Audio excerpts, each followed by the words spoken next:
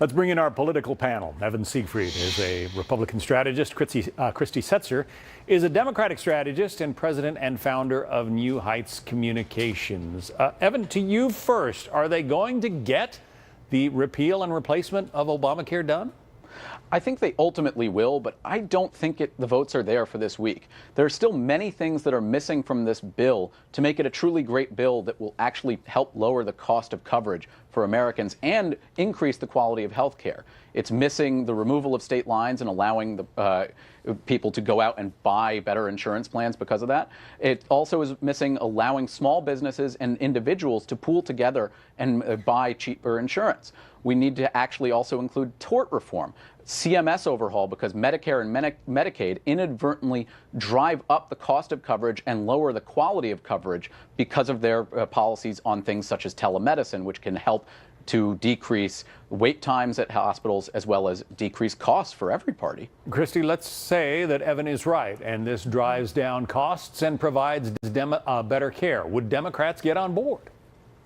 I think it would be difficult for them to do so, just because they're hearing so much from their base right now that that we don't want to go along with anything that President Trump is doing, but also because it seems really difficult to envision the scenario in which Republicans would come up with a bill that actually could be palatable to Democrats. I mean, look, when President Trump said that preconditions would be covered in the bill, it seemed actually to indicate that he didn't really know what was in the bill, rather than that we really should, listen to him and hear that as gospel truth.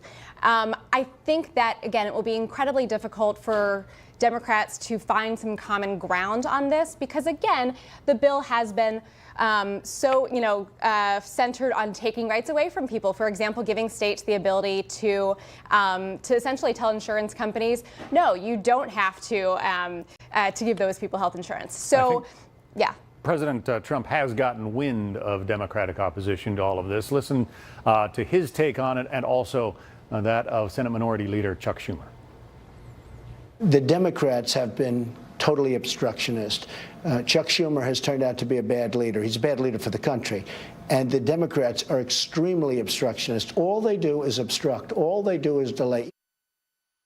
Well, look, the president, name-calling doesn't work. Let's look at values. Let's look at issues. I'd say the president's first 100 days have hardly been a success. He's broken promises to the working people of America, unfulfilled others. Evan, what about it? The president's chief charge is that Democrats mostly want to obstruct whatever he wants to do.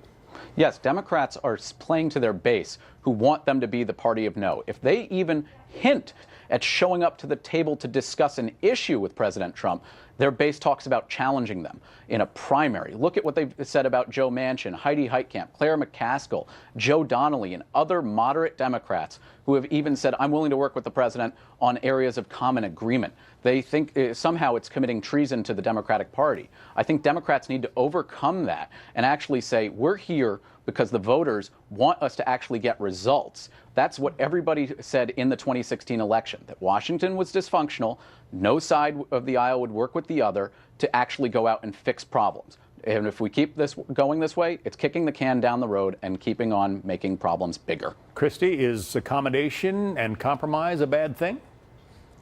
In this case, there's a couple things going on. The first is that, of course, the left's base is incredibly energized.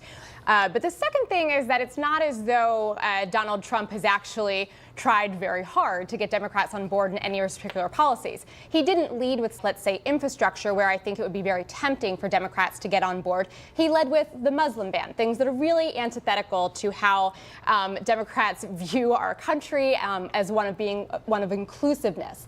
The other thing is that I find it's kind of laughable, the idea that Democrats are obstructionist when Republicans control all branches of government at this point. So legitimately, we really can't obstruct anything that he's doing. The only reason that things haven't gotten passed in the first 100 days is because of the dysfunction within the Republican side, not because, honestly, things that Democrats are doing. Well, there is that little matter of a 60-vote majority being needed in the Senate to get just about anything past that body. That does give the Democrats a fair amount of power. Christy Setzer, Evan Siegfried, thank you both.